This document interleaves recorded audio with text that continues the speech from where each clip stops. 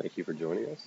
I am joined by Sammy and Tien, and I'm Doug Weaver, and we're going to be talking about the cultural and political impact on entry mode strategies in China. We're going to be talking about foreign direct investment and the entry modes of our identified case studies into China. China possesses a very large market and has a constant growth rate as far as its population. In contrast to that population boom is that it's also a turbulent political and social environment, and therefore some companies can have hesitancy into entering this market. But since we're looking at China, one of the things we really need to take into consideration is that it has a very large population, but a macro analysis is not sufficient for a company entering into China. Therefore, you have to take a look at its subcultures and devise an adequate strategy.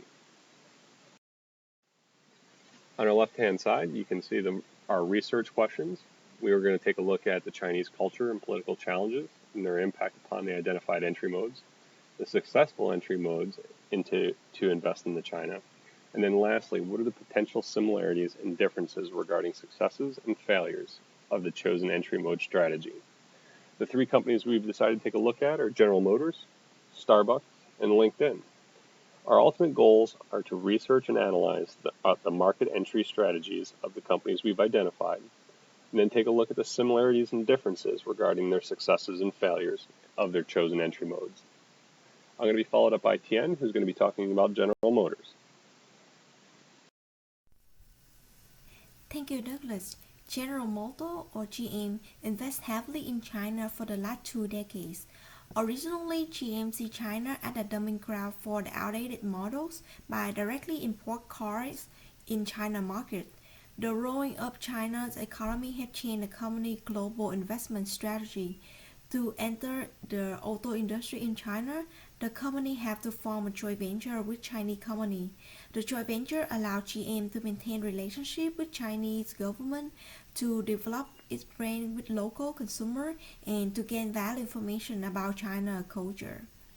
The auto industry in China is very competitive. However, GM still remains a strong position in the industry. GM is the biggest and the most successful foreign auto manufacturer in China with 11 joint ventures. There are many other foreign automakers like Volkswagen and Hyundai and some other Chinese auto companies as well. With the high volume of car sales in China, the company is facing some of the challenges in energy, environment, and traffic congestion. The changing in policy also increased the company's dependency on local leadership, and GM needs to refocus its foreign investment strategy to deal with the changes. Next, Douglas is gonna talk about Starbucks in China. Starbucks did an excellent job entering into China by using joint ventures in order to utilize those subject matter experts and know the culture that they're entering. They did this both by building relationships not only with its customers, its employees, but also with its employees' families. In addition, they also changed and had to alter their menu to accommodate to the tea tradition that it was most commonly found in China. They also didn't focus on first-tier cities, but they focused on second-tier cities to avoid direct competition with the already existing highly competitive market in order to build their customer base before venturing into more costly and expensive areas. On this slide, I'm going to talk about LinkedIn in China.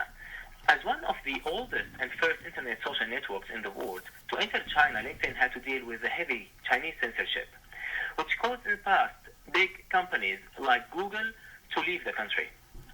In the Chinese culture and among local enterprises, networking does not happen online through strangers, but rather offline and through personal connections. Moreover, the alumni culture in China almost does not exist, so people would not expect any sort of help from fellow alumni. This is very crucial because user engagement is the backbone of social networks. As for LinkedIn's competitors, Chinese market has been closed for a long time, which allowed some companies to take advantage of this situation and had the first mover advantage. When talking about management, joint venture allowed LinkedIn to make sure that there are always ways to notify this Western business of any obstacles they may face with the Chinese government. That comes with a major downside, though, which is giving up considerable amounts of free expression rights to maintain presence in China.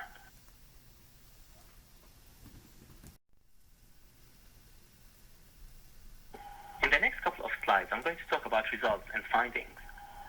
Despite the high context culture, the strong nationalism, and lack of political freedom, Western businesses are eager to enter the Chinese market for what it has of opportunities. GM, Starbucks, and LinkedIn are all American companies with a home country culture associated with low level of uncertainty avoidance and collectivism and high level of performance orientation and power distance. And according to many studies, those are the type of companies that are more likely to take the risk and enter a foreign market characterized by low political freedom. So despite the unfair policies that favor local companies, the semi-functional judicial and enforcement of intellectual property related issues, and the heavy censorship, those three companies were willing to take the risk. They all chose joint venture as their entry mode to China for some obvious reasons, which I'm going to talk about in the very next slide. Joint venture helped GM, Starbucks, and LinkedIn to reduce risks through capital and resource sharing. Moreover, it allowed them to gain valuable information about Chinese culture, Chinese government, and local market, assist in product supply and distribution, and finally enhance their chances of success, every company in its respective field.